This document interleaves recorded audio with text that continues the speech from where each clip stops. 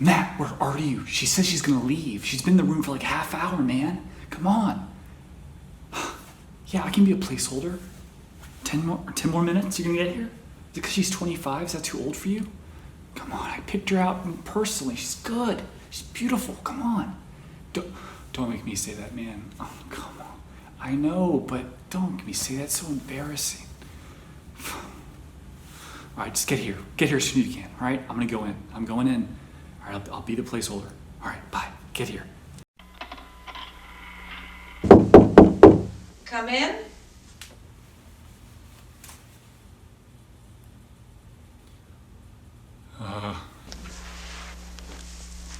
How'd you like it? Me gay.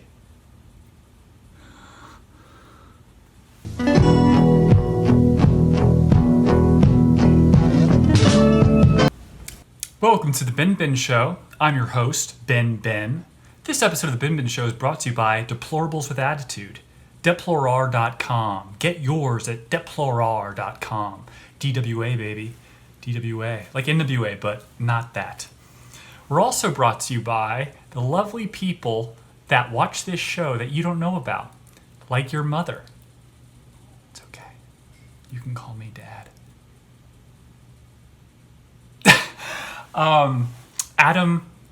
Matt Gates. What is going on? It's hard to know when you have stories like this where the facts are obfuscated by the people that are telling them that are biased. What is going on? You have a federal investigation going back last summer, maybe longer than that, where you're not sure whether Matt's the subject or he's actually the target, depending on whether you watch Fox News or CNN. And then you have the allegation by Matt in his defense that he's been extorted by a former member of the DOJ that set him up.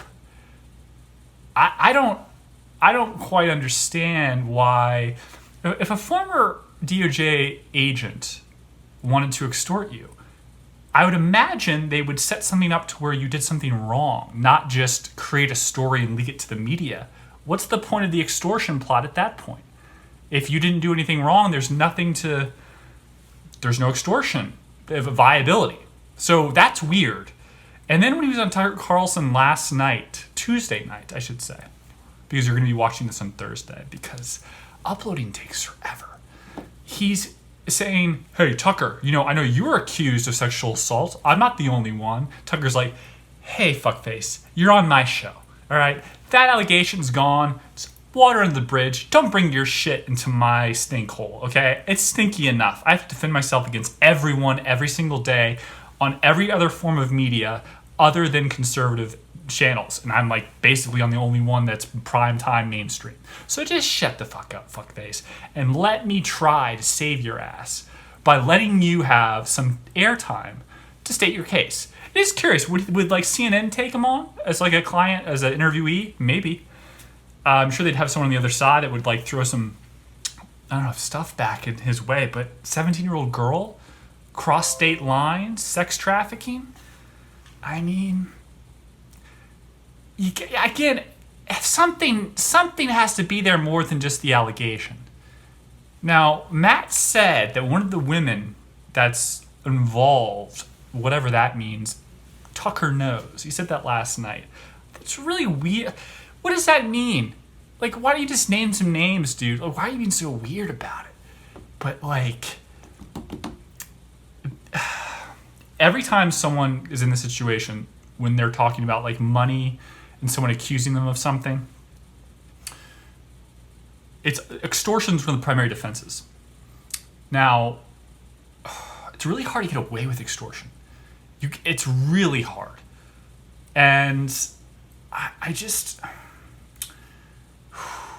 The only way that I could see extortion being viable, and this is just reality, is that he really did do something wrong.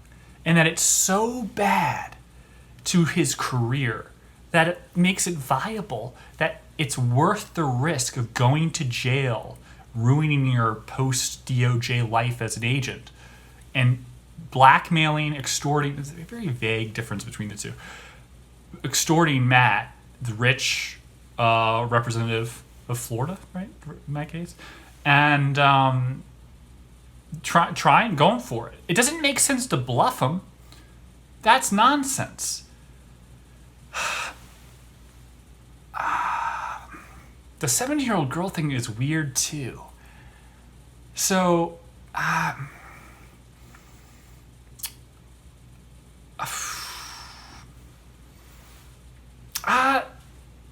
there's also the age thing. Remember, Chris D'Elia was accused by a lawyer representing a woman from Instagram in Connecticut after a show where the legal age of consent is 17. She happened to be 17. Now, they frame it in the media as she's 17 years old, but it was legal. But they say the charges are like sexual assault with a minor, but it doesn't apply with the evidence of a 17-year-old girl with a statute. What do you call it? The age of consent, 17. So they frame it in a bizarre way and then put in the fine print, by the way, Connecticut's 17 years old. It could be the same in Florida, and this is like a non-story, or wherever he was where he brought this girl. I don't know, or that didn't happen. But something definitely happened. Something definitely happened. It's too weird. It's too weird. If the DOJ is actually on his side, I don't think he has to do anything. He could just not make a comment. This is an ongoing DOJ extortion. But the way he's defending himself is so emotional. Do you know what I mean? Like, it just sounds like someone who's guilty of something. Some small thing. She was an intern. Maybe it wasn't sex. Maybe they had one act that was inappropriate, but it was in a state where it was legal. So now it's just adultery.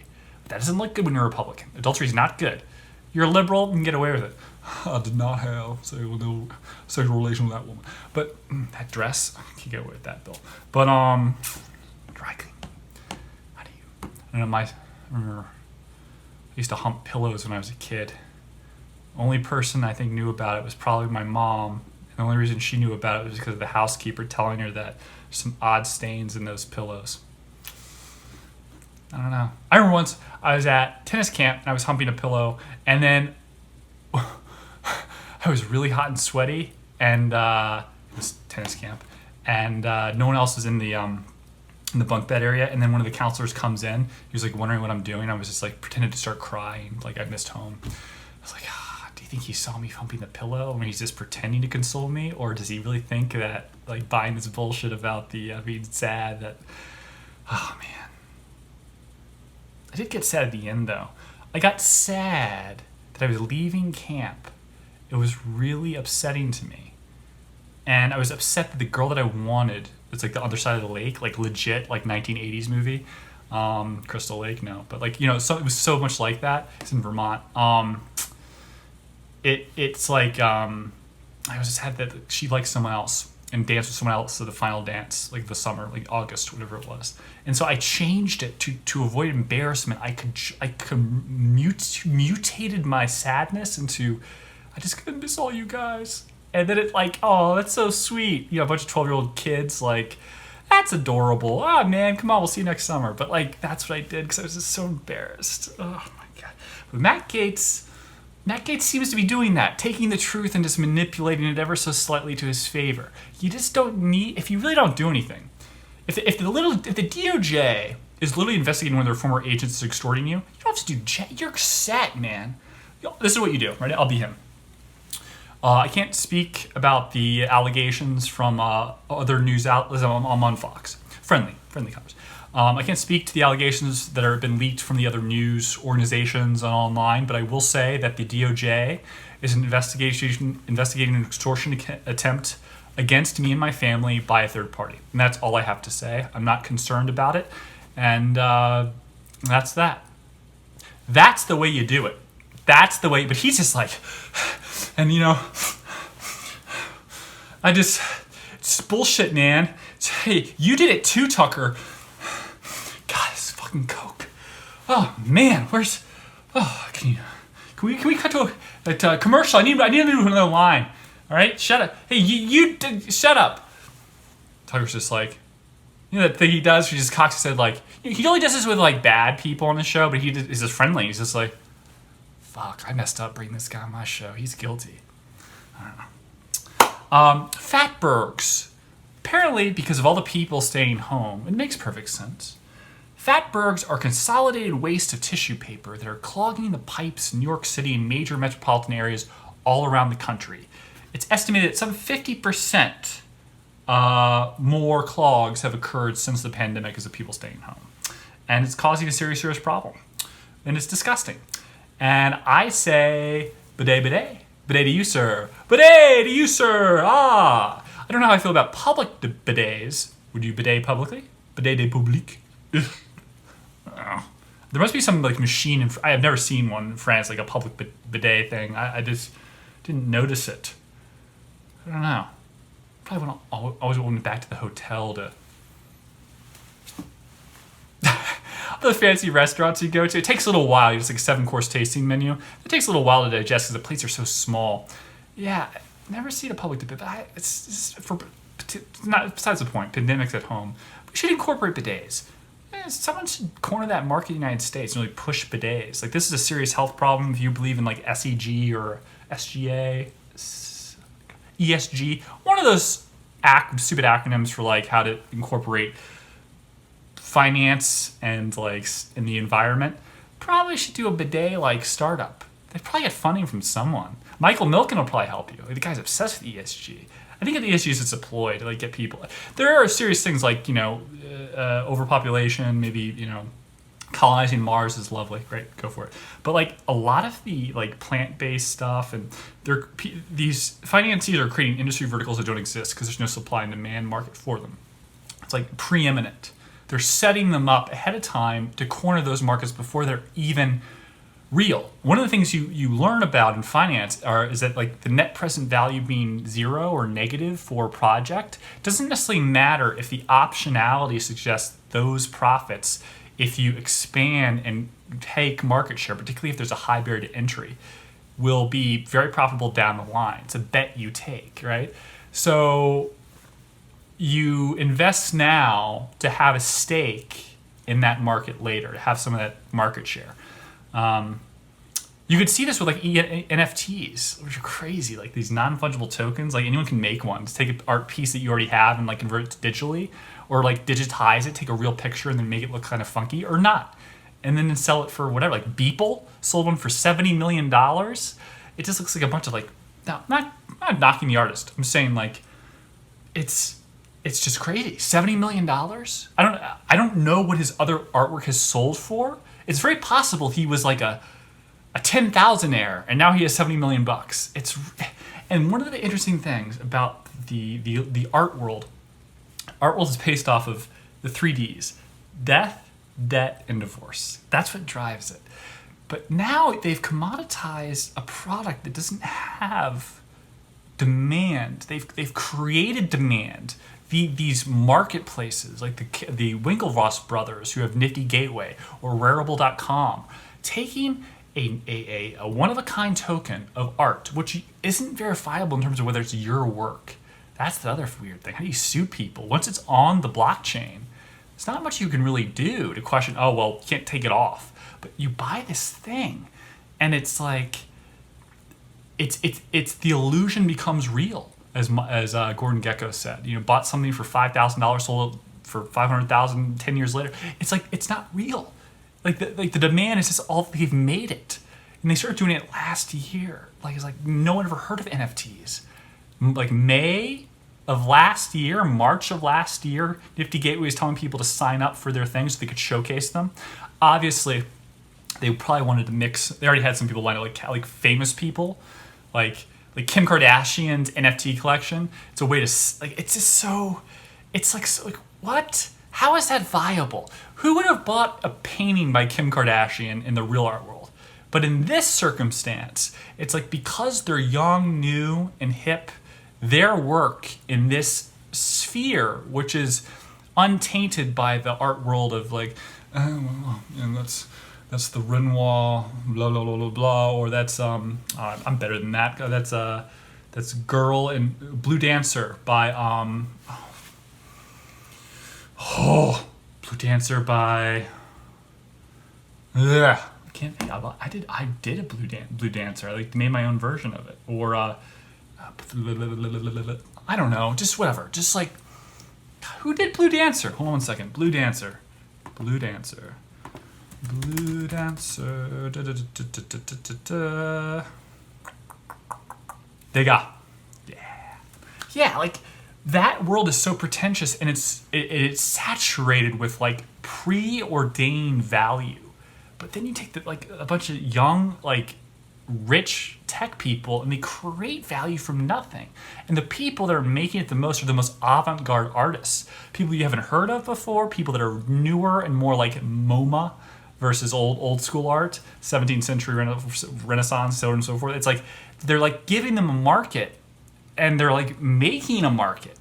Like Calvin Harris's tokens are like valuable in some way. It's so strange. Anyways, I digress. I digress. Oh, where am I? Oh man. How do you like that beginning? I thought that was kind of funny. Oh man, that sketch from the Woody Allen movie. So what she says is, she says, "So do you like it?" Right? And he's like, "Well, he like leans up. I prefer sexy, but it's okay." Man, I can't do any more Woody Allen stuff. Can't talk about that anymore. I don't even. That shows. Is that done? I hope it's done. Oh, it's. Hope it's done. My gosh. Ronan Farrow. I want him to jump on the Matt Gaetz thing. I want him to see him on CNN doing some stuff. That's a great one for him, if it's true. But yeah, I don't know. What does he do with like? Does he not? Is he rich, Ronan? Does he not have to do much? Like when there's not someone being raped, what does he do for a living? I don't know. Oh, Trump today. Huge. What am I doing? I can't remember. I forgot this. He's launching his own media platform next 2 to 3 months.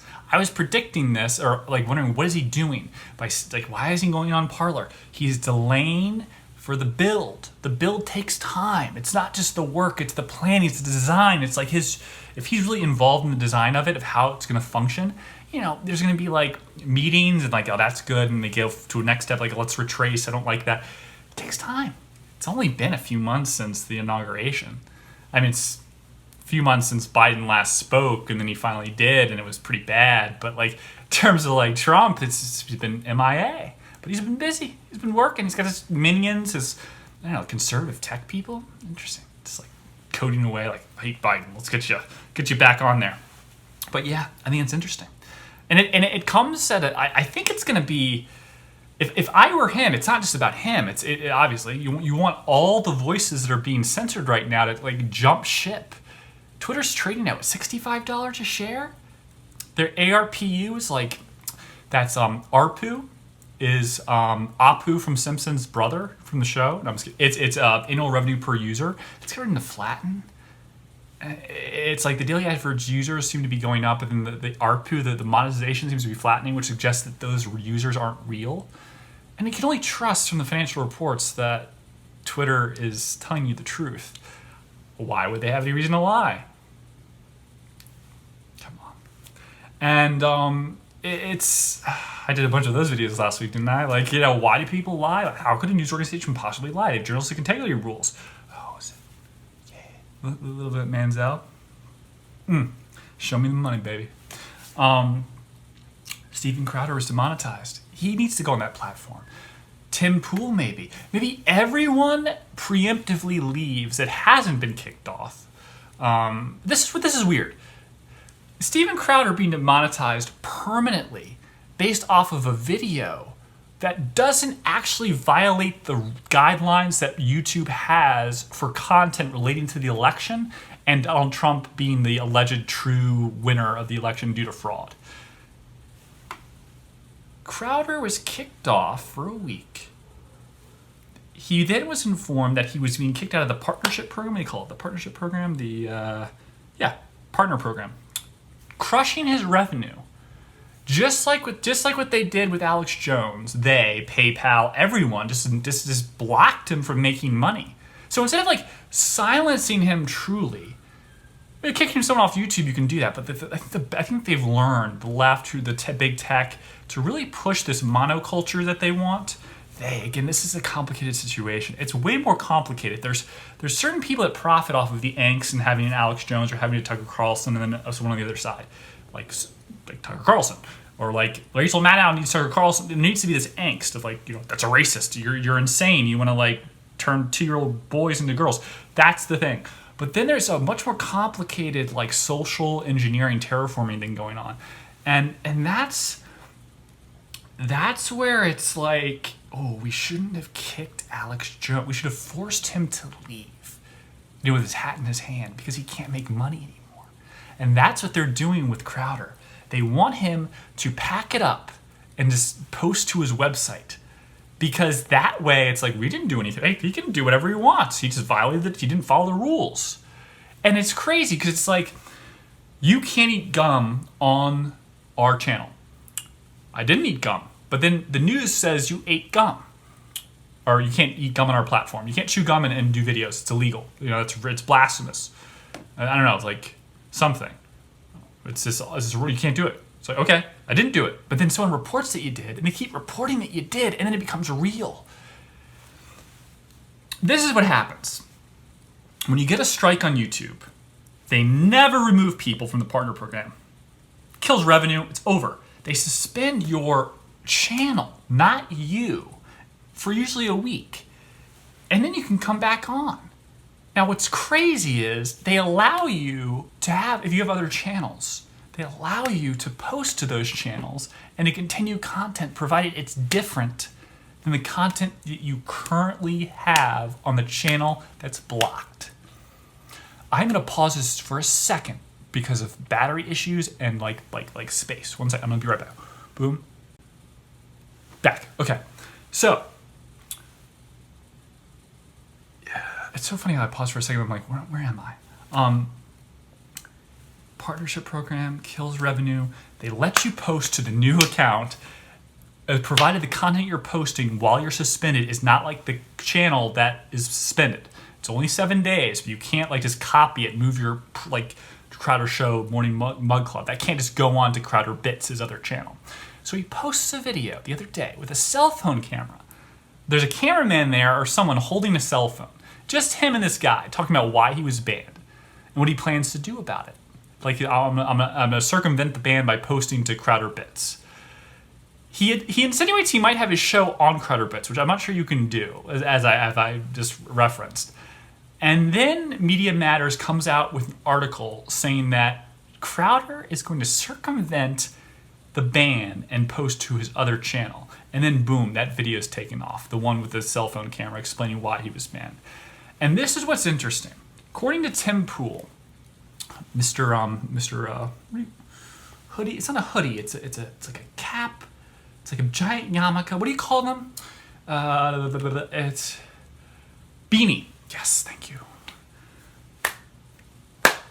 Beanie. Did you wash that thing? Does he have like 7 of them for the week? I don't know. Like Sundays is laundry day. Okay, so he said something happened to him very similar a little while ago. He had a video involving something maybe in Philadelphia, I think it was, involving Daryl Davis. Daryl Davis, is that his name? The guy who, like, amazing guy that, like, flips Ku Klux Klan members, I think. Like, he's black. He convinces Ku Klux Klan members to leave. It's pretty awesome. He's actually my fiance's mother went to school with him. Like, they're friends, which is cool. But anyway, something about that was like written in a weird way by Media Matters, and they removed. No, it wasn't that incident. It was a Michael Malice guest spot, I think, on Tim Pool's show, and Media Matters wrote an article about that, and they demonetized the video after the article was published that referenced, like, the whole article was just about that. And then Tim Pool calls YouTube, Google, I suppose, and says, hey, why did you demonetize this? Like, oh, sorry, it must have been a glitch. Okay? They remonetize it. They turn it back on. Flip the switch. And then the article from Media Matters gets updated. And then they demonetize it again. That can't be an algo. It doesn't make any sense that there's an external news website that triggers the algorithm for YouTube. It doesn't make any sense. But the timing was apropos, which suggests there's people inside of Google that work with Media Matters and liberal, like fanatical liberal outlets to silence and censor people, not even like conservatives. Like if I was a bigger channel, silence someone like me who just doesn't like say, I don't like to say the color blue because people like turquoise. Turquoise, blue's my favorite color, but people like turquoise. It's just, I don't want to offend them. Like that type fucking weird shit like that. It's like, what the fuck are we doing? But that's what we're talking about. It's insane. The video in question that Crowder posted initially, that's the subject of all this, does not talk about Trump, does not talk about the election. It merely was some of his people going to houses to determine that the registered voters actually still lived at the address. But they don't talk about election fraud. They don't say anything about Trump was the actual winner. Those are the two requirements, according to YouTube, that make the video bannable. So what is it?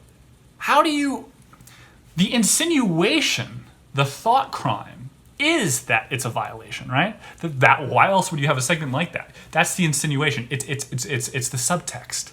But he doesn't say it. And that's your guideline, which means you're changing the rules however you like it when people are able to manipulate's not fair. That's derogatory towards Crowder. Are able to circumvent your stupid rules that are designed to create like one way of thinking, a monoculture. And they're targeting one guy. They're supposed to ban channels, not people. It's going to another channel and talking directly to camera without your normal show, saying why you were banned, so your listeners know why you're not going to be on air for a week, is normal. And they kick him off. They take down that video. I think they take it down from Instagram too, where he's been kicked off and demonetized from Facebook, as has Tim Pool. It's not just like you conservative people are crazy. It's not just like alt-rights are horrible because of the racism. It's like anyone that has any idea that questions what we want people to believe, you're kicked off. Because Tim Pool's not conservative. He's like moderate liberal. Like he's not conservative. It's crazy. This is, and I hope Trump I went on Gab to just take a look at that thing. I go in Minds. I want to see that. I haven't tried it. But Gab seems to be like everyone trying to get a space for themselves. There's not a lot of interaction. When you first join, just like TikTok does, where they're like, oh, your videos are so great. They encourage engagement, but they're fake. They're like, they just know you're a new user, and the algorithm that gets all these bots to come and say, wow, you should be famous. And it's like, I should be. I should post more, and that's how it gets cool. Gab, I think, does the same. Right when you join, they're just like, yay, same type of shit. And then it's like, I feel like it's because I don't understand it. The user engagement on there seems to be very, very like isolated. It like either takes time. I just joined, but I don't know. I don't know much about the community overall, but I have a feeling that it's very like you're on an island with your profile. Sometimes maybe I'm wrong, but I want to try Minds and the others. And I'm really looking forward to Trump's just to see what it's like. Not that I would necessarily join. There is a market share issue. But Trump's account, the rumor with Biden getting the Twitter account for POTUS, who's upset that Twitter's going to reset those followers. So he's just not getting Trump's followers. I think it's possible that Trump might have gotten Obama's followers, which is unfair. But I digress. It's going to be interesting how many people leave Twitter. I think that's really going to be interesting. The other thing that's going to be interesting is, will people who hate Trump go to his platform to criticize him, his tweets, or will there be both? So the same bots that will criticize his posts that will be reposted on Twitter, will they then go to his site, sign up on accounts, and then post crap too? So it's duplicitous. Or will they crossfire? It's just the people that don't like Trump will stay on Twitter. The people that are like more open-minded will go to, and that could be like Brett Weinstein, Eric Weinstein. It could be a lot of people. And it could be just a complete move. The only issue is market share. It's like, is there enough? And is there enough room for everyone to thrive? And the only way I can see that happening is consolidation. Joe Rogan, he's moderate. It's not him. It's like Tim Pool, Alex Jones, Gavin McInnes, who's really high IQ. No one talks about it. Gavin McInnes is a very, very intelligent person. I would guess that his, I don't like talking about IQ in terms of just like a metric that's like, like in terms of standard deviation from the norm and like a specific number, but he's not like just some Joe Schmo. He's one of the brightest people that's more like punk. He's a punk rocker. And he's been like completely deplatformed. It's really unfortunate. I had a back and forth with him, and he was nice to me, and then I overreached, and I kept like emailing him, and then I stepped. I told me to go fuck myself, but he didn't know what that I was like not understanding that the conversation, the relationship we had through email was like it's just like Twitter. You don't talk to people a certain way in real life as you do on like Instagram or you just block it. Like you say, oh, you're ugly, you suck, your work's terrible, right? You could say that and not feel worried, but you wouldn't say that to someone's face. I wouldn't say the other either, but like some people do. It's kind of like that. Like I don't realize by saying, can I do this job? Like I was asking, can I do this work for you? Can I do the X, Y, and Z or be this position? And it's like, what did I do to earn it? But it comes across that is entitled and like, who the fuck is this person? And I just didn't realize, like, super busy guy, sold Vice way too early. And it's really, he should, it's just, don't let like friendship like get in the way of your business. You start a business with someone and it's like successful. I mean, these are like moonshots, right? Like you don't like, I'm going to sell my shares so I don't like you. No, you don't have to do that. You own part of the business. You just like don't talk to your friend for a little while, maybe repair the or don't, but keep your market share. Selling it for $10 million now. Is the other guy Sean Smith, whoever it is, Vice is like worth billions of dollars, dude. Like you don't need to like sell. It's like that like what was that Breaking Bad episode with Walter White? Do you know? I sold my son's birthright for $5,000 for rent. Do you know what that stock is worth today? And Aaron Paul's like, yeah, I don't know, bitch. Like $100,000 or whatever, however he talks. It's like, no. What, like millions? And then Walter White Ahsoka's like, billions with a B. And then Aaron Paul's like, oh shit, dog. Yeah, you sold that too soon, man. I love that line. That's so good. God, that show was so good. Oh, it's like Ozark. Yeah, I feel like because of the oversaturation of some shows, like Bloodlines, like Ozark, like another oversaturation. Like there's so many writers, only so many people, but they like have to keep pushing content because they're widening the market. I feel like they're starting to extend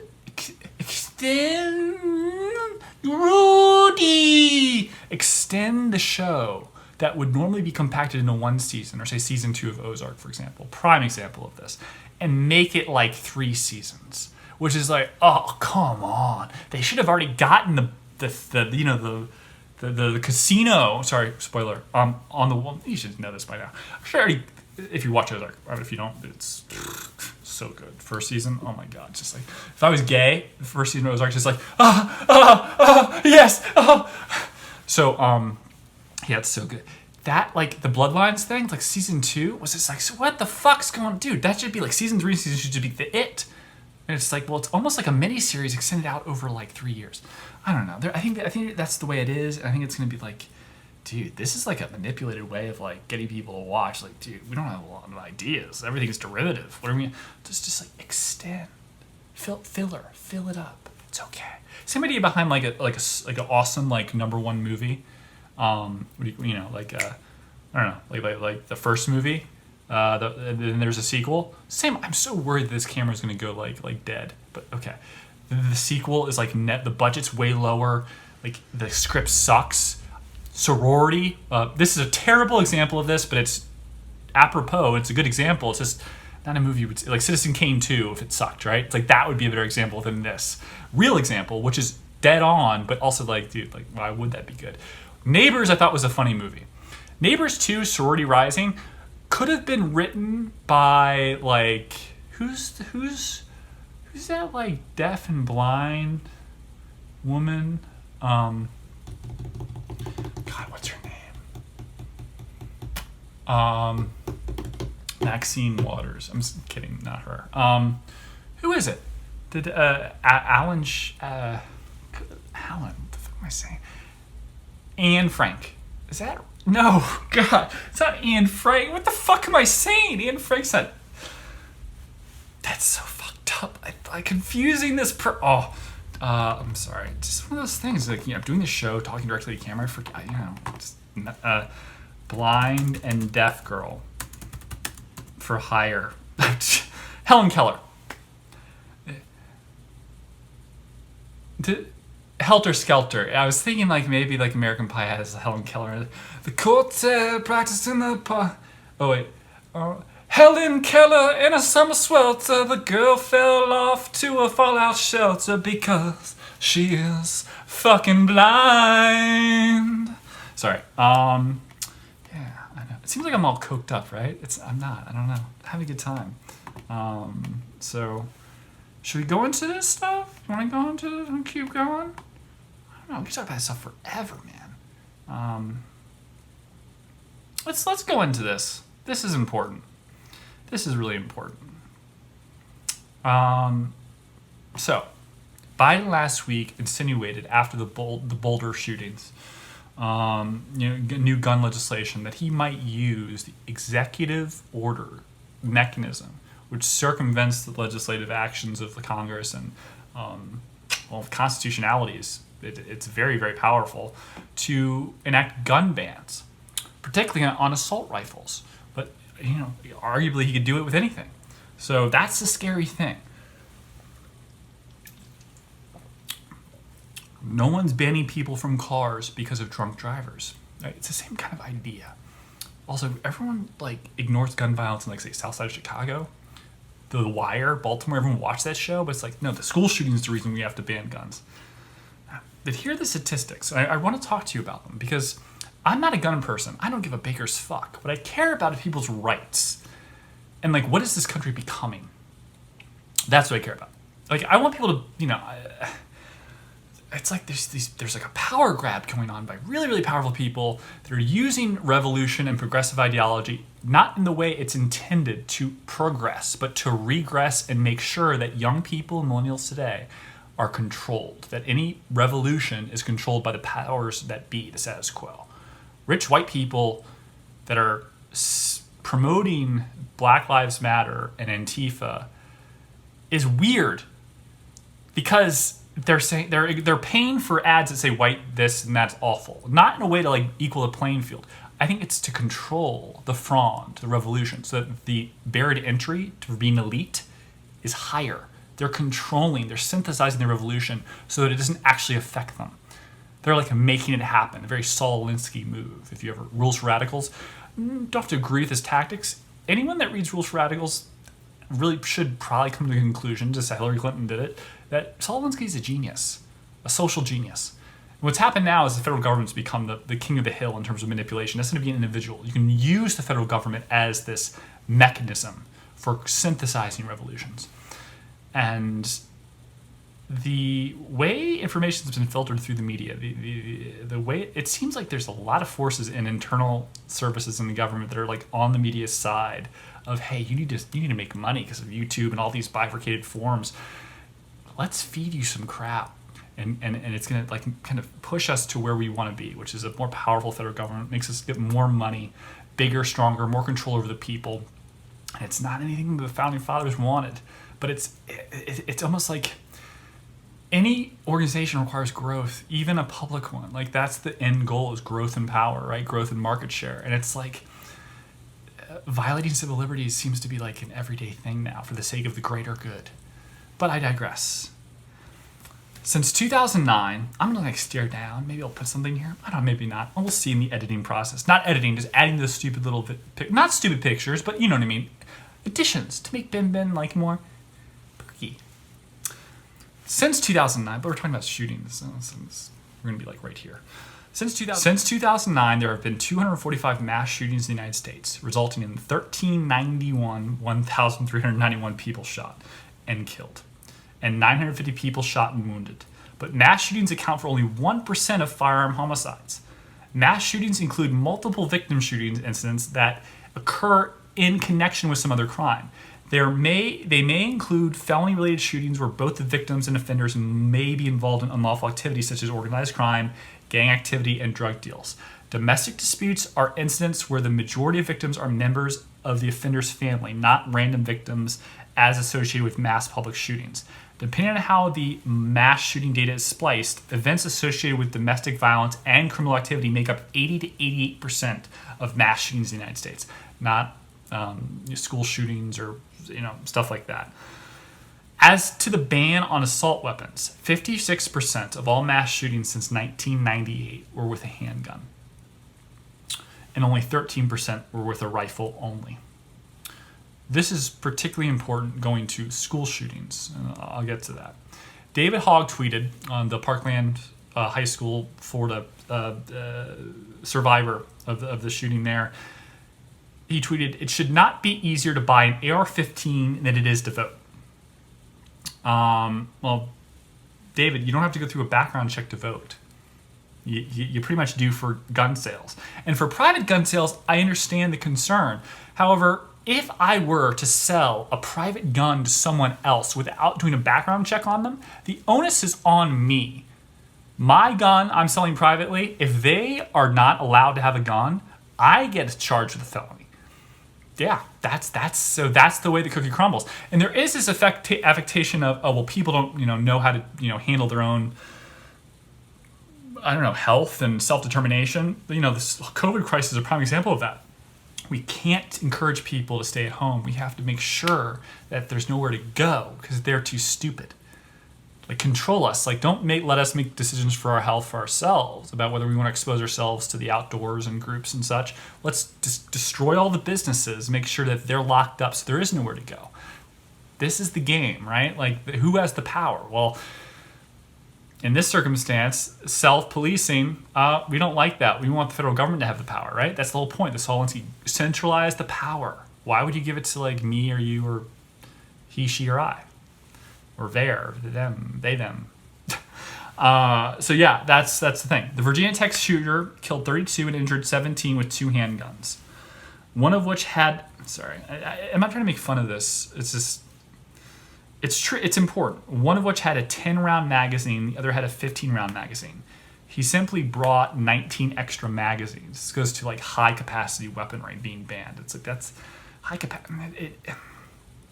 Extra magazines kind of equate that. So 23 people were killed and another 20 in Killeen, Texas's massacre. Cafeteria mass shooting. Cafeteria by a man with 2 9mm handguns capable of maximums of 15 rounds and 17-round magazines. All of these are semi-automatic, just like the rifle. The juxtaposition of semi-automatic and automatic or not. That's the strange. Everything's semi-automatic now. Virtually all handguns, and except for a wheel gun, like a 45 with a. But most handguns are semi-automatic. So comparing the two, and saying, one's a military weapon. It's in terms of efficacy. That's not a fair argument. A mentally disturbed man with 2 handguns and a shotgun killed 21 people in San Ysidro McDonald's, and another 19. And injured another 19. The handguns utilized 13-round and 20-round magazines, and the shotgun had a 5-round capacity. The point is, the ban on assault weapons is capricious and arbitrary. It's a very dangerous precedent and obfuscates all the mass shootings that happen with handguns. I wrote that myself. I don't know why I'm reading it. Other countries that have bans on handguns. Oh no, this is before that. Other countries' bombings, mass stabbings, and car attacks frequently kill more people than even the deadliest mass shootings in the United States. Consider the following. Spain, 2004. 192 deaths, 2,050 injured bombing. Great Britain, 2005. And those the London bombings, right? 52 deaths, 784 injured. Japan, 2008. Car ramming. That's happened in London as well. 2017, the bridge. Car ramming and stabbing, 7 deaths, 10 injuries. China, 2010. Shovel loader. Another form of big, giant motherfucking vehicle. 11 deaths, 30 injuries. China, 2014. Car ramming, 6 deaths, 13 injuries. Notice the comparison between these deaths and say drunk driving. We don't consider that banning because it's just not viable. right? Like it's like, well, people need to drive, mass transport. There's no mechanism for that. But if there was, perhaps that would be a thing too. And we can control how people go and where they go. It's insane. China 2014, mass stabbings, 31 deaths, 143 injuries. Germany 2015, plane crash, 150 deaths. Belgium 2016, bombing, 21 deaths, 180 injuries. I would negate the plane crash unless it was terrorist related, but maybe it was. They don't reference that here. France 2016, car ramming, 86 deaths, 434 injuries.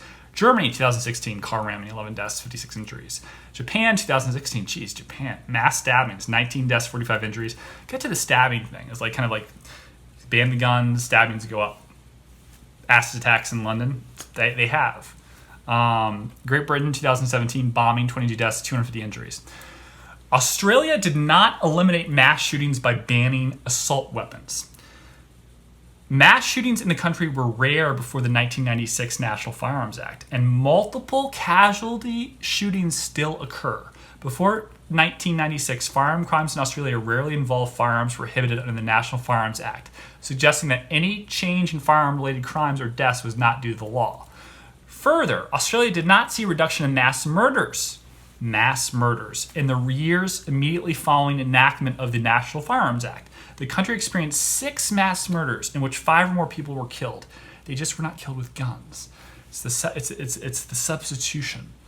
And the acid attacks, I don't want to come here. It's the last thing that I want for people. Like, that's awful. I'm not just saying that as a handsome person. I'm saying that as like that. I see people get shot and killed in other countries, and there's this Martha Nussbaum idea of like separation from it. The numbers don't are ineffectual. You talk these huge numbers. Like Martha Nussbaum explained how 10 children being killed in a mass shooting, say at a high school, is far more meaningful to you than saying 2 million people were killed during the Holocaust or something like that, right? The number 2 million, it's million is this what? It's not visceral. But when I see the acid attacks in London, and other countries in the Middle East, in Australia, and the damage it does to people, the long-term psychological damage of that, and they've increased because of the ban on weapons, I almost feel like if you're not the strong-powered woman who's been deformed or man that's been deformed that lives and like, oh, it's a wonderful story, but like, why? There's a moment where that person like, I'd rather be dead than this like, you know, people stare at me on the street, they don't want to look at me. Like, and I know that sounds really superficial, but it's an important fact to recognize is that like to say that's better than a gun, not necessarily. Like 22 or a 9mm, you know, you shot like 5-6 times and survive, and then acid attack lasts. Stabbing attacks, very dangerous. Internal bleeding, very, very dangerous. Especially if the knife is removed, people bleed out.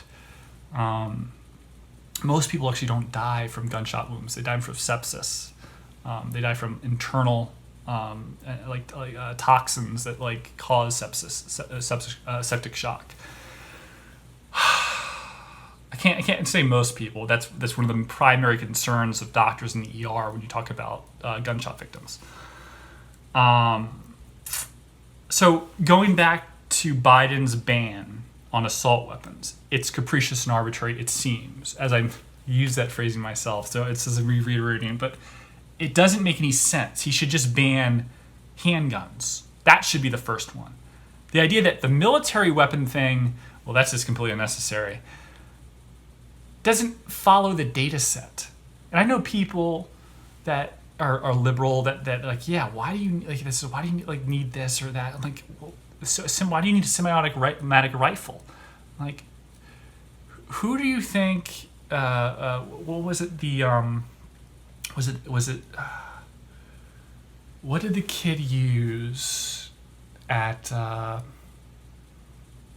in Connecticut? Alex Jones, the place where he thought it was a false flag. The Connecticut shooting at the school. He had assault rifles, but he used handguns. I can't remember the kid's name. God, his eyes. Remember the eyes like I can do his face, kind of like, it's just really, really weird. Like, what kind of medication does it get on? Awful.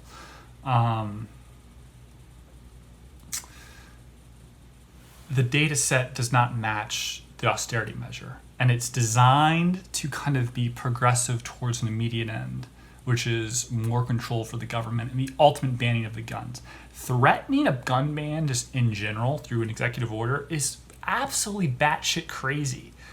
Something must be done. Our mass murders don't justify, relative to the other outside world, first world countries included, don't justify such an action. It's just not true. It's a manipulation of the data. And he's the president of the United States, and he knows this. So what reason could it be than something nefarious? More power, more control.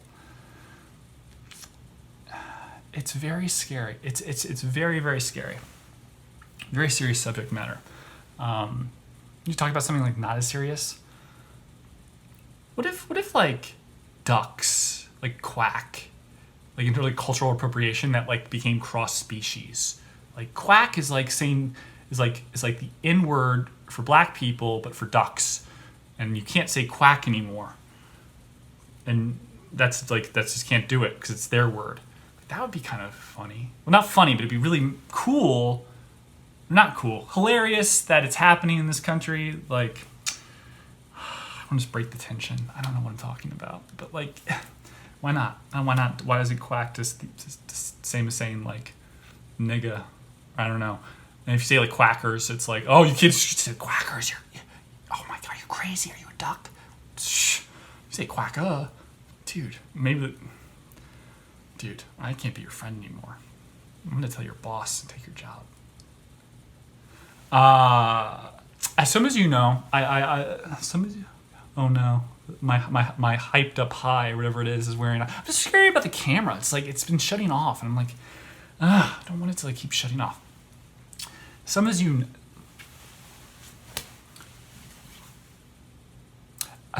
know, I'm a huge fan of Jeremy Fragrance. Jeremy Fragrance is this, I think he's German, Dutch, some German guy, speaks French, German, loves colognes and perfumes, obsessed with them, constantly posting. There's only so much you can really say about them, in my opinion, but he manages to like keep it going. Today, he mentions one cologne by Killian. He says like it's like the cologne is obvious. He's on Instagram, on YouTube. Check him out. Jeremy Fragrance. There's no like German way of saying Jeremy, I don't think. So it's just Jeremy. He seems to think I guess there's a whole world of people that are obsessed with colognes. I don't know. Like that's like it's like a very niche thing. I feel like it's as bad as niche as like incel. I just was like, dude, like, oh, the new cologne came out. Oh, is that like the new Jordans? Like, I don't know, man. The new Tom Ford cologne's out. Oh my god, I gotta go get that. What do you do? I'm gonna sell my liver. I don't think it's the same. People beating up homeless people. Oh, not homeless people. People beating up real people. Normal people. Non-Asian or Asian, whatever, on the street and stealing their shoes. Because they're Jordans. That type of thing. We've seen that happen before. But so he talks about like, says today, this is the funniest thing. He's talking about a Killian, I think it's Killian something. And he's like, so, what does this smell like? I remember this. It smells like, oh, it's obvious, sexy marshmallow. And I was like, that was just like really weird. And I'm like, this guy loves this stuff. But then he goes on, he goes, watch this. He goes on to talk about Bless Baraka by Alberto Moria. And this is how he explains what it smells like. That have over 20 niche fragrances, that spend a lot of money on fragrance. This one is called Blessed Baraka. And you know who made this fragrance? Alberto Morias made this fragrance. This smells like when I was on my peak, where I will get back again. I remember describing this fragrance like a knight back in the medieval times, the blood of that knight while he's injured in a fight. What is he talking about? It's like A knight's blood from medieval times that has died in battle within the last 20 minutes. That's what it smells. Yes, that's what it is. Just like, what are you talking about, man? Oh, God, he's great. He's so great. I don't even know that he thinks that's, like, that's not making fun of him.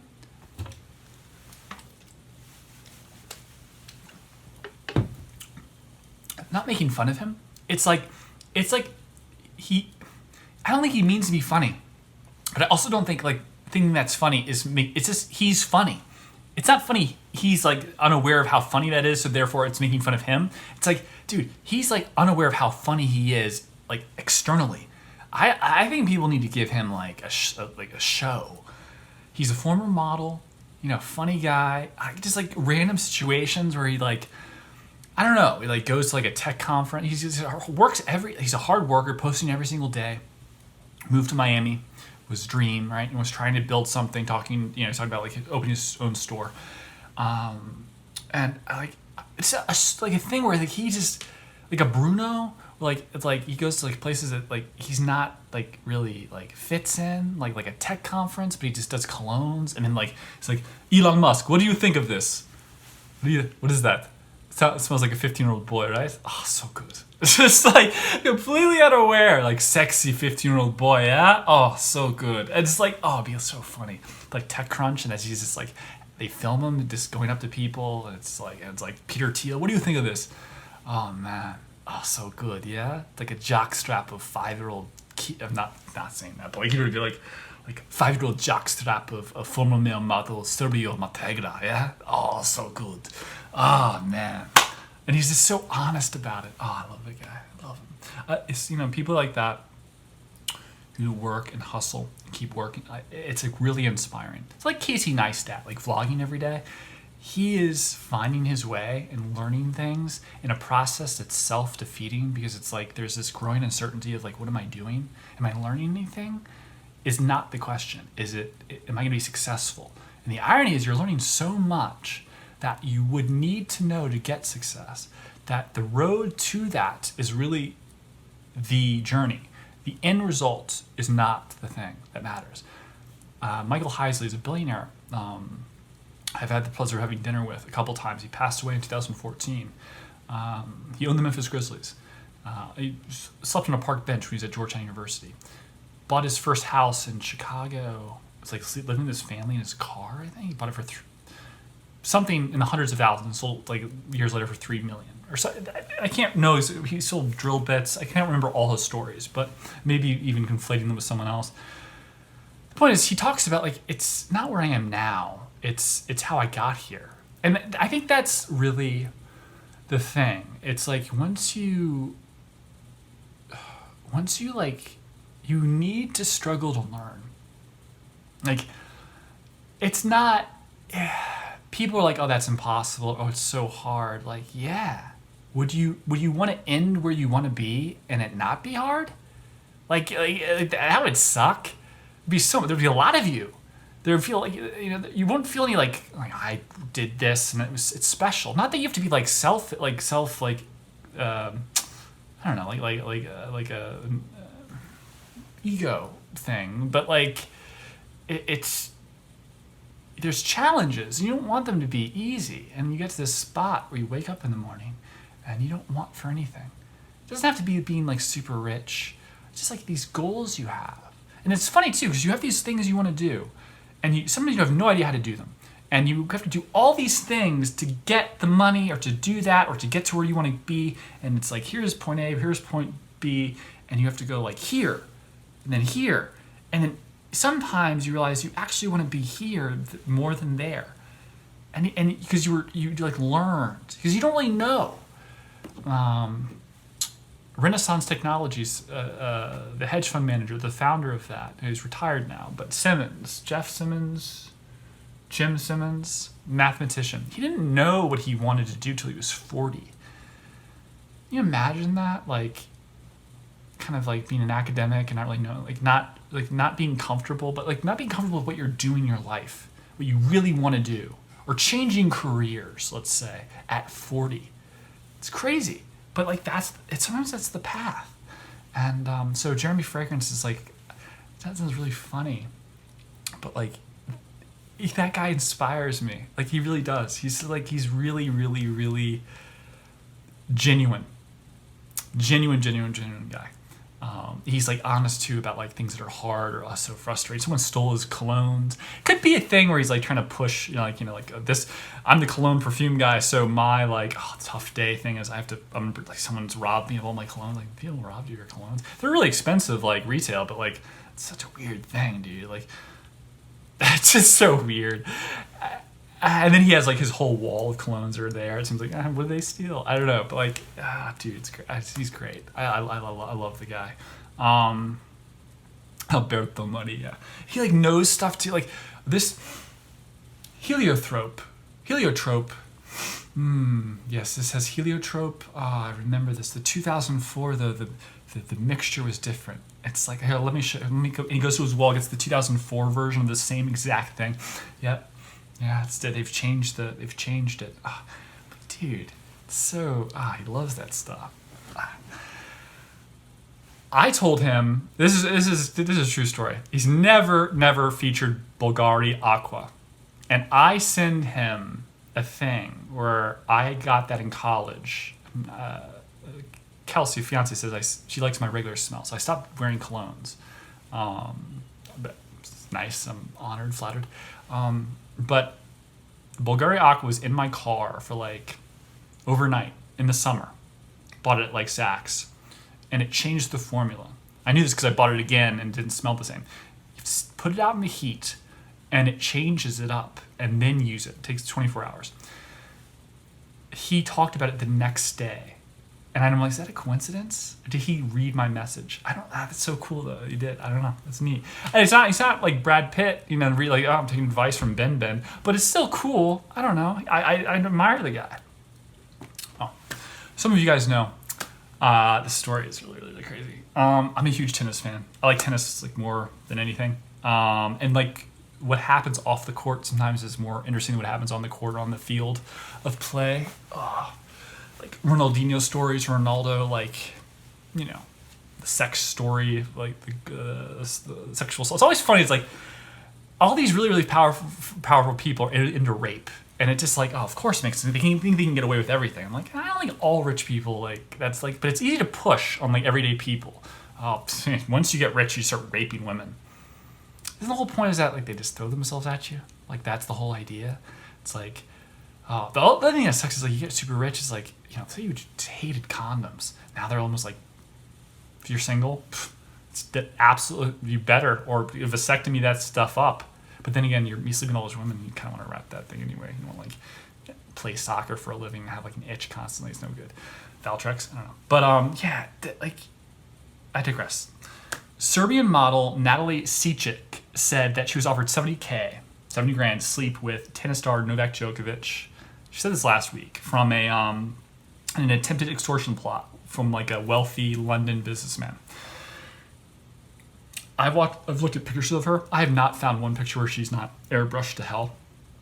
Like she looks like a Barbie doll, like a real Barbie doll, not a real person that looks like Barbie doll, like a Barbie doll. Like that's how much the tan, the lip, like everything's like, dude, like if you guys anyone can find me a picture of what she looks like for real, that's normal.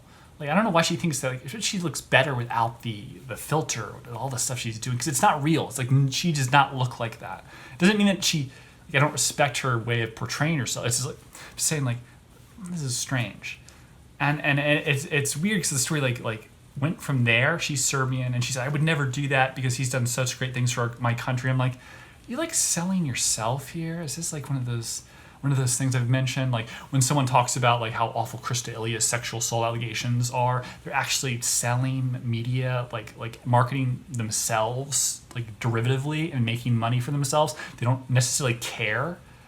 And I know that sounds fucked up. And I know it's like, oh, how do you know they don't care? Well, let's pretend that they do.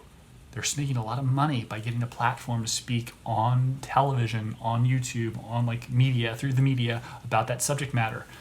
And they make money from it. That's the reality. So there's a moral agency problem there, right? Just objectively speaking, there is. It's like, what do you believe? Like, I don't know what you're supposed to believe, but like, if she really cares about him, bringing up this story about a guy who has had infidelity with his wife, Yelena, in the past, seems like it's self-fulfilling. Is like, I'm going to get attention and sell myself. I don't know. It's kind of messed up. But, you know, no one's talked about it. Find me a picture. I'll send you $100 on PayPal. Normal version of Natalia Sicic. George Segal died at 87 last week. Very sad. Fun with Dick and Jane, the original, not the Jim Carrey version. Who's Afraid of Virginia Woolf? Very good movie. And Mice and Men. And Look Who's Talking, which is my favorite, which would not be good if you won like a Lifetime Achievement Award to say that at the dinner. Because like it's not one of his things. Like, I loved him in Mice and Men. Like, oh, of course you did, because that's for your age group. You're so silly. Mice and Men. Like, Look Who's Talking. Like, if I said that, I'd be like, yeah, it's not his best stuff. Like, what do you mean it's not his best stuff? How do you it's another thing about like comedy. Like, people always get screwed. I thought like George Clooney in Intolerable Cruelty was excellent. Comedians always get shafted at award shows. It's like, oh, that's not like, you know, there's no real act. What are you talking about? That's not fair. I don't know. That's just a thought. They need to fix that. I don't know. That's as bad as like, you're talking about racism and like bias. That's one of the primary biases internal in the industry. Is like comedians get shafted when it comes to major award shows. They're like, oh, that's, you know how talent that is, like to could entertain people off the cuff and in general. It's like both sides in the movie are reading other people's words, but maybe they decide to take the improv version from the comedian, and maybe that kills. Maybe the comedian does improv throughout the entire movie, and it's awesome. And that's great. And the acting, that's funny, hilarious, true, genuine. Maybe there's a heartfelt story of like some sort of triumph over strife. Like kind of like a funnier version of Simon Birch. Like, you know, maybe there's something like that. Or Eternal Sunshine of the Spotless Mind. Why didn't Jim Carrey get something for that? Like, you know what I mean? Like, it's weird. It's like comedians seem to get, I don't know. It's just as it's like racism or sex. It's just the same thing. No one talks about it though, because it's like, I don't know. Ted Cruz was denied access, or he was blocked off by a Biden staffer at the border facility where all these children were being kept. You look at the condition of these kids. It's the same idea, kids in cages, but it's not being pushed that much. It's really weird. CNN did a story on it. They're kind of criticizing Biden. I think they're like confused as like ratings what to do. I think there's like these loyalty programs towards the left and Democrats, but like at the same time they're trying to feel out what can we sell to get people interested. They didn't really follow up on that story that much, the immigration crisis. It was a thing like last week and the week before, but I don't know. They've gone to the Matt Gaetz thing is way sexier, but like it's like they don't really want to do it, but they're like, Trump's not here. What are we doing? This is like really annoying. And then like, you know, our cross branding and thing with like controlling information with Twitter and the social media giants, we're gonna get screwed on that with the new platform. How are they gonna work with that? That's really interesting. How they're gonna like think about that. So Ted Cruz, that, you know, trying to report on it. Obviously, there's a bias there. It's like, oh, this is horrible. Look what Biden's doing. But, you know, it happened under Obama. It's happened under Trump. You can't get a DUI when your dad's driving and go to the drunk tank with your dad. There has to be a separation of the kids from the adults. It's just the reality of the situation, or using young children to get like an anchor. I know people hate that terminology, into the United States to get citizenship, is a thing that has happened in the past. Or using children to that end. Please respect. Please give dignity to the people. Please give dignity to the people. So you work for the commissioner, your senior advisor. You were hired 2 weeks ago, and you're instructed to ask us to not have any pictures taken here. Please respect the people, because the political rules. Leadership at DHS does not want the American people to know it. Please respect the rules, You keep sir. standing in front of the pictures, so Please you don't want the respect the pictures taken. The rules are arbitrary, and Please they're respect designed the to rules keep and the give American the people in the dark. dignity and respect. That's all we ask. Well, Dignity no, it's and not. respect. You're asking, is this Please- dignity and respect? Look at Please these people. give There's dignity a and pandemic. respect to the people. Let me ask you. you. There's a I pandemic. respectfully ask you, sir. There is a pandemic. With Is this full-hearted, respecting the rights of these full-heartedly, kids? I ask you. Please Are you respect respecting the people. rights of these This kids? is not a zoo, sir. Please don't treat the people. You're right, and this is a As such. dangerous place. Please don't treat the And people your like policies, this. That's all I ask for unfortunately, you, are sir. trying to hide them. I understand. That's You all were I ask instructed. you. And you're like, that's disgusting. That's xenophobic. Like, have you seen those motherfuckers? Who wouldn't be xenophobic? Ha, funny, I know.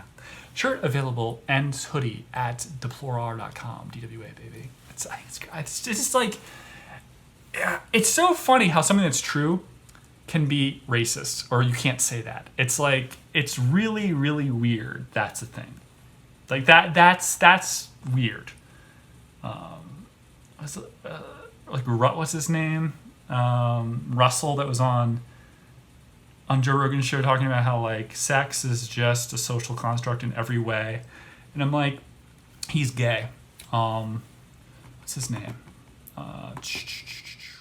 Thaddeus Russell, the cultural studies history professor at Oxford College, on Joe Rogan, talking about gender and how there's no such thing as gender, based off of like Klinefelter syndrome and hermaphrodism, or the precept of what is a man, by the idea that, well, you know, the spectrum is so wide, like someone like Andy Dick and Yael Romero, like there's two wide gaps of like what is a man, like being like bisexual as a man versus being a man that's heterosexual. He's using these terminologies as like social choices to kind of obfuscate the idea of XY chromosomes and XX, and taking exceptions to the rule to apply that, you know, based on the historical perception of oppression in terms of gender, which is fair, completely understandable. This is Thaddeus' point. The problem is ignoring the like Gaussian distribution of like men and women, like the sexual predilections being the majority, primary heterosexual for both groups. He cites a Kinsey study, Thaddeus does, that like 30% of men have bisexual tendencies. Okay, fine. Let's say that's true. His point completely undermines the essence of transsexuality and how it's treated. The idea that the panacea for transsexualism, once you're diagnosed as gender dysphoria, is of having gender dysphoria, the superficial affectations, like we're now going to gender reassignment surgery, hormone surgery, to then convert to this other socially engineered, according to Thaddeus, version of what you want to be, is an illusion, which would mean that the panacea, the treatment, the standard protocol for treatment for transgenderism is an illusion. That was never, Joe Rogan never thought of this to talk to him about, but this is exactly what I would have said. It's like, you're kind of being transphobic.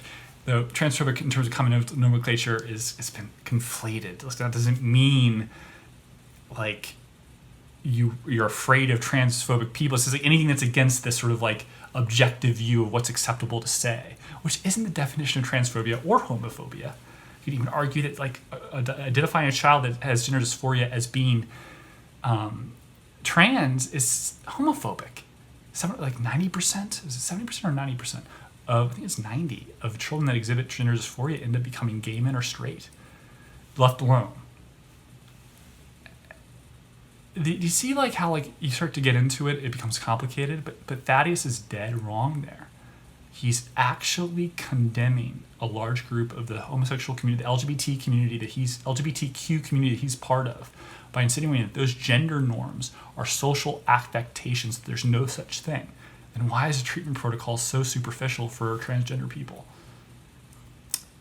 Just a thought. But his sentiment is true. And that's the most dangerous thing about what's going on in this country, is that the oppression and things from the past, that it's so powerful, especially for young people in terms of idealism and latching onto that. It's very easily manipulated by powerful people. Don't you want other people to be treated well, and for gays, lesbians, blacks, whites, Asians to be treated? Of course. Of course. But then setting up the protocols for this change, or what's acceptable, in a way that benefits certain people or groups is very, very disconcerting. The amount of money poured into that for the sake of the votes from those groups creates a moral agency problem in terms of business dynamics, because it's much more expensive getting a new customer than it is to keep an old one. So if anything positive happens in these groups, that sort of like campaign of sexual inequality or racism stops working. If all of a sudden the socioeconomics and the demographics and socioeconomics start to change, where in the African American community start flourishing in larger numbers, huge numbers, some of those people will branch off and be Republicans, some of them will branch off and be liberals still, But the problem is, in general, there'll be less people voting Democrat, objectively, if those groups start to flourish. And the policies that have been existing since the 60s in terms of welfare reform in minority communities, giving government money to these people, subsidies, has been like heroin. It hasn't worked. And it seems like it's intentional. This is a good thing to talk about, and that's fucking racist. But it was not. My computer is so slow. I can't even get back to my like. This is really annoying. Hold on, I just have to cut it. It's just I have to. I need a 32 gigabyte RAM, 512 gig SD, like solid state hard drive computer. This is insane. It's I'm on Word just looking at my notes and it's like freezes. It's unbelievable. Oh man, and it's just because of like browser tabs that are open. Like that's unacceptable. That's absolutely unacceptable. One of those Apple M1s or something. That'd be nice. The point of me talking about the Thaddeus Russell interview, and the point of me like mentioning the transgender or like the sociological idea of idealism being manipulated by idealism in young people being taken advantage of by the powers that be, the Saul Alinsky like manipulation for the sake of controlling revolution. Like George Dutton, the famous Democratic fundraiser in the 70s, said, let's abandon the blue-collar worker and focus on the flower child, the anti-war people. Let's get all these minority groups in summation, and let's control the paradigm of the postmodernist rhetoric of oppression, that gender, these groups, sex, these are all just like manipulations of society, their bias, all these perceptions of individuality, let's crush it. Kind of like the way China did, like in terms of individual, like it's all for the state. And it's almost like nationalism and killing nationalism at the same time. But I digress. It's very weird. The leftist politics has this unbelievable thing that they do that people don't really talk about, of condemning prejudice based on the way you look and then celebrating the most superficial things about a person, regardless of their accomplishments. It's like your sexual orientation or the pigment of your skin is the most important thing about you. That is really weird. It's weird. Like that's racist, but by the way, you're black and you're amazing. And like what? Well, why? I'm sorry. I don't know. I love what you do. What do I do? I gotta go. That thing it's race. That's manipulation. That's propaganda. It's happening everywhere. But I digress. The reason for me mentioning, sorry, it just throws me off. The reason for me mentioning this, like this like manipulation, is the news is also being manipulated, which makes me think there's got to be some. How is this allowed to happen? The editorialization of the media at such a grand scale, with one specific agenda, that it's really interesting. If trashing the president in the last term was a thing, and they just kind of tested it just last week with the immigration policies of Biden, are we going to see that more? Or someone say, hey, stop that, cut that out, because they stopped it. Now it's back to Matt Gaetz. Well, that's juicy, but lying, like the Mockingbird program where the CIA works with the news agencies, like kind of to throw propaganda in the United States. We were going to like bomb a commercial airliner. Like literally, we were going to shoot down one of our own effing planes with real people in them. One of the ideas proposed, fake one or a real one. True, because like, how do you say that's? Well, it's like, what's the suspension of disbelief? Well, if we shoot down a real one, we don't have to pay people off. FAA and everything else, they'll know, and they'll have to pay all those people to shut up and like make them sign non-disclosure agreements. But if you shoot down one of our own planes, it's really, you don't have to worry about it. Say, hey, that was the Russians with the submarines by Cuba. Let's go invade them, Bay of Pigs. That is our government giving gay people Operation Firm Ham, a different version of the polio vaccine. See what happens. Whatever that was. What are you kidding me? The push for the vaccine, the COVID, this COVID crisis that we've gone on, not ignoring everything that we know about vaccines from the 70s and polio. I think it was polio too. The early ones that caused horrible genetic defects. It's just, you don't know. Especially for something with like a mortality rate that's so low, to tell all these people need it. But then at the same time, younger children can play closer together because they're less like, well, why would you give this kid this virus that's untested without like the long-term effects? It's crazy. But I digress. It's like a control thing.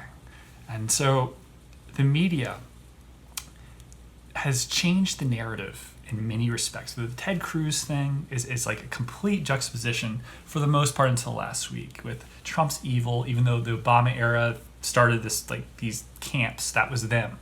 The putting people in cages thing, that was them.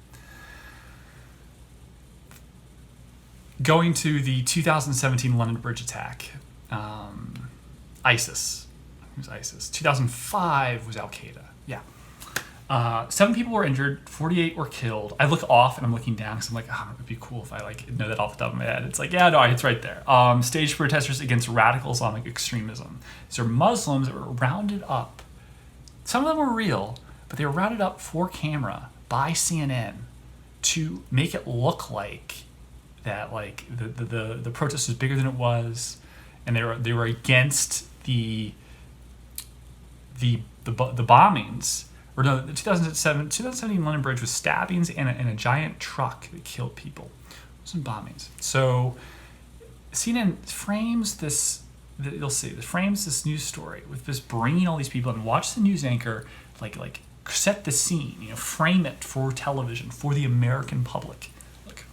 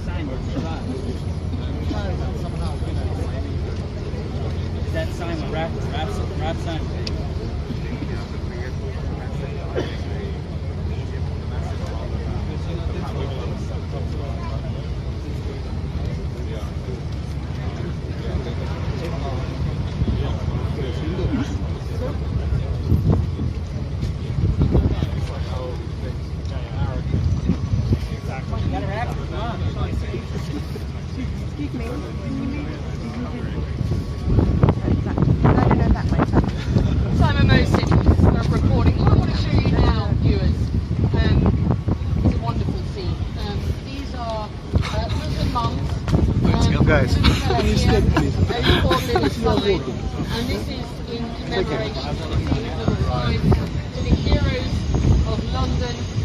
There are flowers on the street here. Ladies with hashtag Turn Love, hashtag ISIS enemies of Islam, hashtag ISIS remove, hashtag Turn to London. A poignant scene, and a scene we should sit on just for you viewers. Seems harmless in a sense because like some of those people are real, right? Like but like it's like, well, this doesn't work. Like it doesn't read, right? Like some of the movies, like Larry David's, what episode was it with like Martin Scorsese? He was filming The Departed actually, I think, and then Larry David like went on set and filmed for Curb Your Enthusiasm. And he talked about like balls, and what if I hold like Fabio's balls in her bag and I hold them up? Well, Scorsese's like, well, the balls don't read. It's like you gotta like make it play to the audience. You gotta like sensationalize it. So what about this fake video about Syria? It's like condemning Bashar al-Assad for bombing these innocent people, so on and so forth. This is the setup. Look at this. They set it up. They tell them what to say. Watch. Our top story now. Syria's turmoil has been laid bare on our TV screens for more than a year. But some networks are being accused of affecting rather than reflecting the conflict. Maria Fanoshina reports now on how there's more to the coverage on the Qatari-owned Al Jazeera TV channel than meets the eye. Clashes in the streets of Syria have been raging for a year now, but behind the scenes there is a media war that's just as damaging as the one taking Syrian lives. Rafiq Lotf, freelance investigative journalist from Damascus, says he's found what he thinks is proof of media manipulation of the conflict in Syria. In this video from the Syrian town of Homs, the camera focuses on the city's oil refinery. The shooting begins 7 hours before media viewers around the world see a pipeline explosion allegedly caused by Assad's army bombardment. You can clearly see that something is slowly burning in the distance. When the smoke has thickened, English speakers correct the camera's position for a better shot of what's going on. They shake it to make it look like amateur video. I know this video is on the Al Jazeera server. It's clear it's not an explosion, but they ignore that and keep on reporting it the way they need to see it. In another video from a hospital in Homs, someone behind camera talks to a doctor. In the corner, we see little Nakham.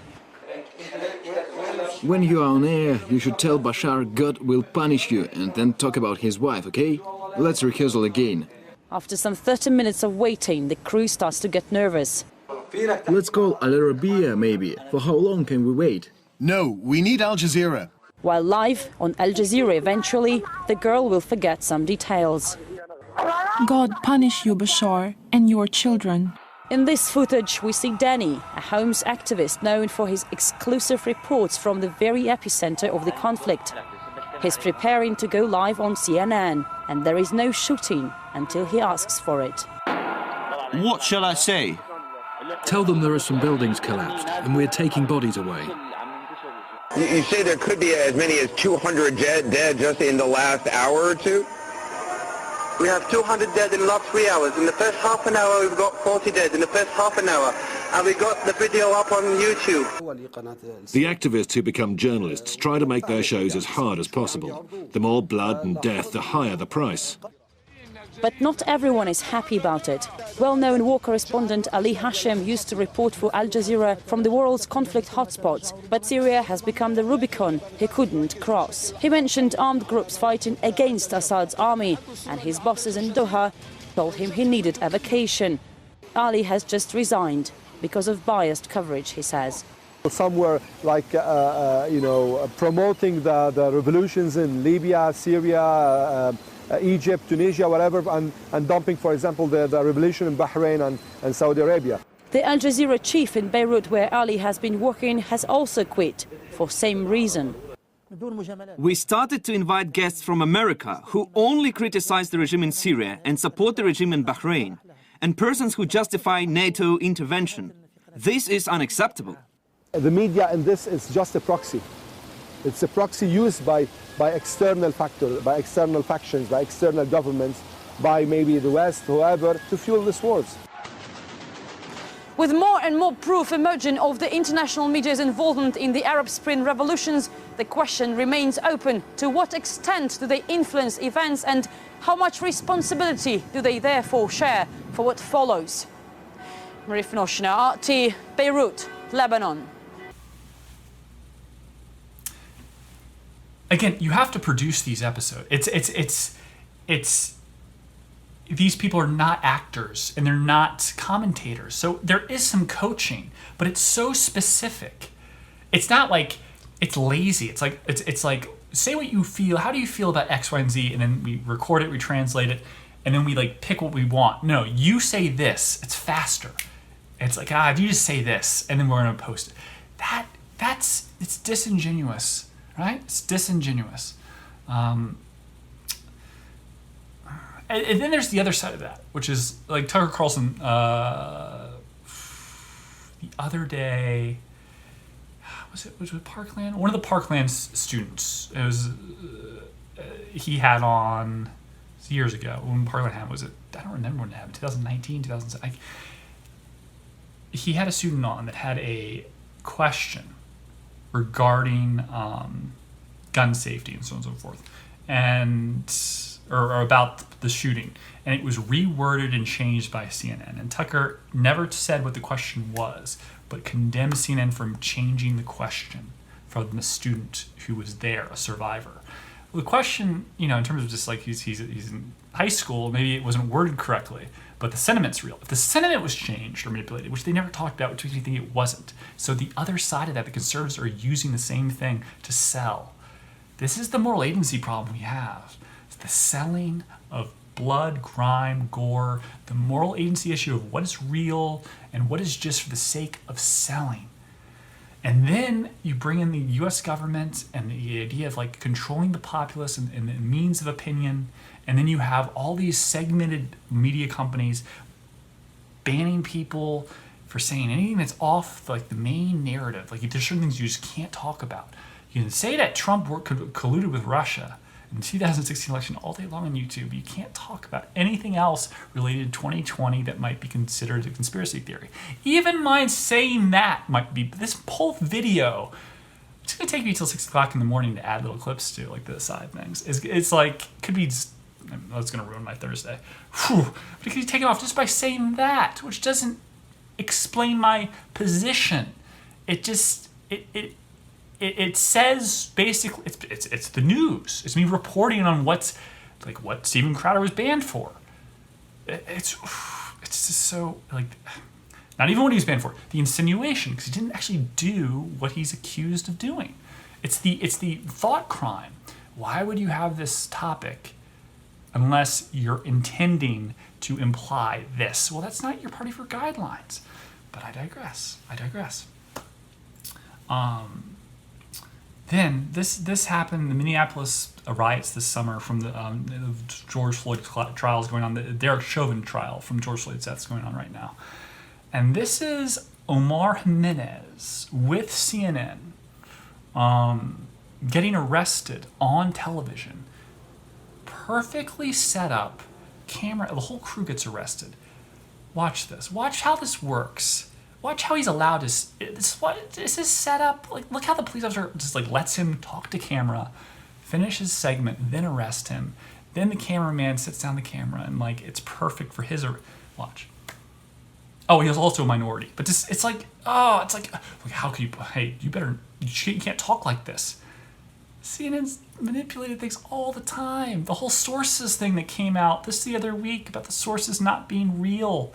Like, how could they possibly be genuine? The story's bogus. It means the source was the same source that was wrong, or multiple sources were made up, or someone had a source from one news organization, and they decided, oh, we don't have that source. Let's just say we do. And it's the same exact story. We'll just say we corroborated that with our source, and it's, like, not true. Just so that they could, like, run the story themselves. Watch. What I want to make sure is not lost in this, as we're seeing these remarkable pictures with this law enforcement presence directly behind you, is the why.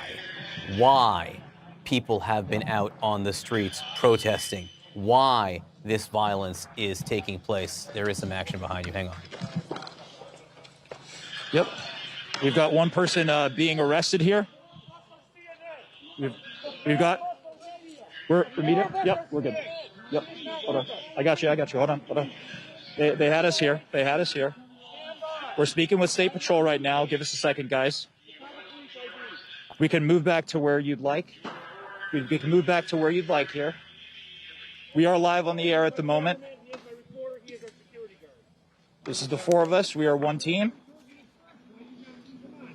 Just put us back where you want us. We are getting out of your way, so just let us know.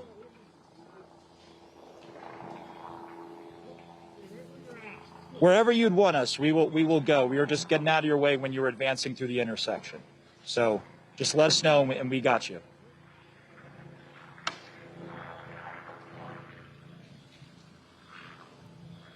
And this is a scene here playing out in Minneapolis. This is part of the advanced police presence that we saw come over the course of really minutes when the local police showed up at the fire department, or with the fire department, I should say, on that building we showed you that was burning.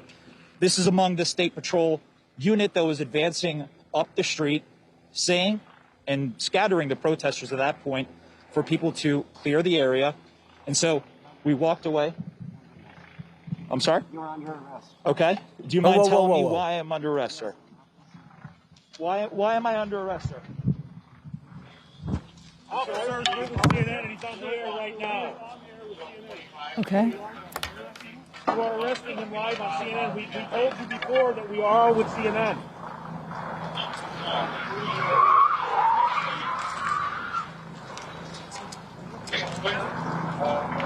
If you're just tuning in, you are watching our correspondent, Omar Jimenez, being arrested by state police in Minnesota. We're not sure why our correspondent is being arrested. Hang on 1 second, Allison. Let's listen into what these officers are saying.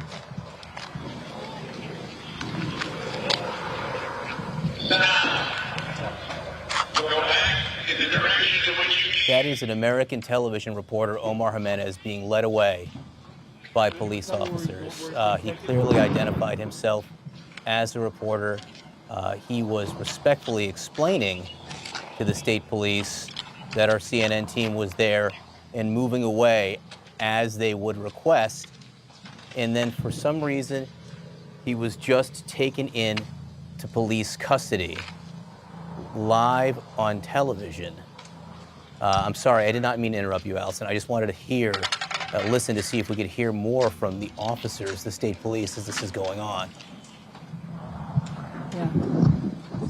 Yeah. We're trying to see what's going to happen, John, obviously, to the rest. How about that, guys? We were just out here reporting the closure of the streets. They just, Omar was just arrested.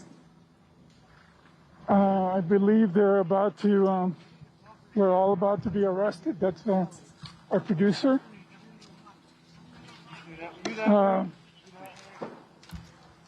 Our CNN producer is being... I'm probably going to be taken in a minute.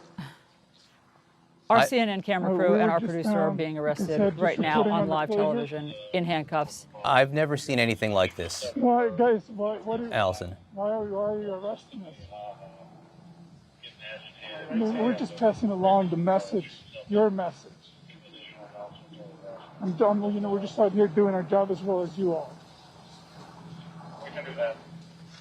Can you tell me what are... Are you under arrest? Okay. Behind your back. I'm being arrested now. I gotta put, can I put the camera down?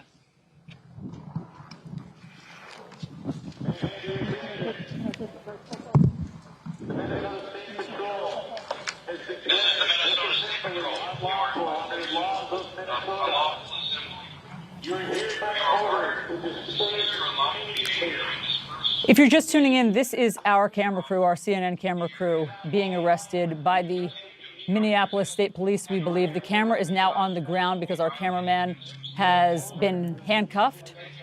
Our correspondent, Omar Jimenez, was also led away in handcuffs, as was his producer. They were standing where they were told to stand previously by police. They were out of the way. We don't know why they're being arrested. They're not being given any explanation, as far as we can hear, for why they're being arrested. We don't know why they're being handcuffed and led away. They are allowed to be reporting on the unrest that's happening right now, but for some reason the state police have decided that they need to be under arrest. And just to be clear, Allison, having been in the middle of protests like this, I've never seen anything like this. I have never seen anything like this. The camera is being watched. And it's just like, what? It's too perfect. This leads to the immigration thing. The boat sets on the magic hour. You know, the sun's coming down, and CNN has this video of migrants with coyotes wearing ski masks, which they never wear, with every single migrant wearing a medical mask, which they don't wear, crossing the Rio Grande at sunset, with CNN on the water doing their story. It happens to witness at the exact same time with their Spanish-speaking commentator that brilliantly portrays the events before them.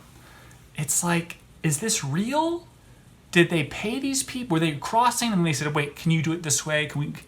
Hey, it's like, oh, well, I don't want to be on camera. Oh, we'll give you ski masks. Like it's so set up and it's so weird. And like, this is like what we're doing. Like, this is you can't question it. What is real? What is true? And that's like the...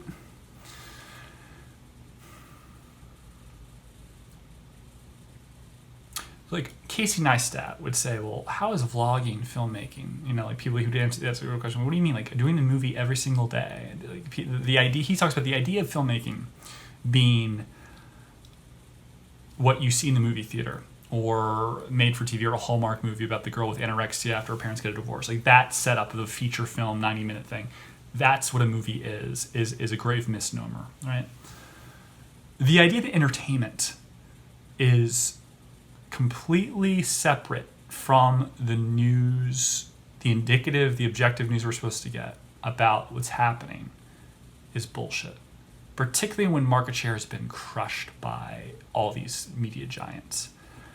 And market share enables control of narratives that are very valuable, which, when you think about the media giants, have taken enormous amounts of government money for startup money. And they're so vested in one way of thinking, and they're censoring people and shutting people down and kicking people off. The President of the United States, they censored the guy based off of an interpretation that was later found not to be accurate, that didn't, because he wasn't impeached, or he was impeached, but he wasn't found guilty of those acts of the Insurrection Act. But a private company determined that the President of the United States was and silenced him. How is that not a national emergency issue or a national security problem? A private company usurping the powers of the United States, the President of the United States, to their own ends, their subjective interpretation of something that is political, very, very political.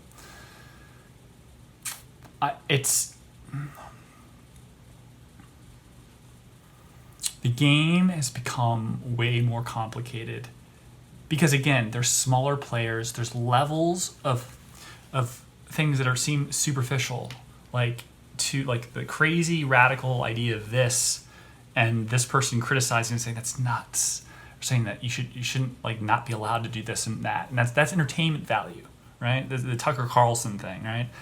But then there's like a more nefarious thing going on. Like who's orchestrating, who's allowing these stories to be leaked in the cabinet, in the administration of the White House, supposed to be classified to the press?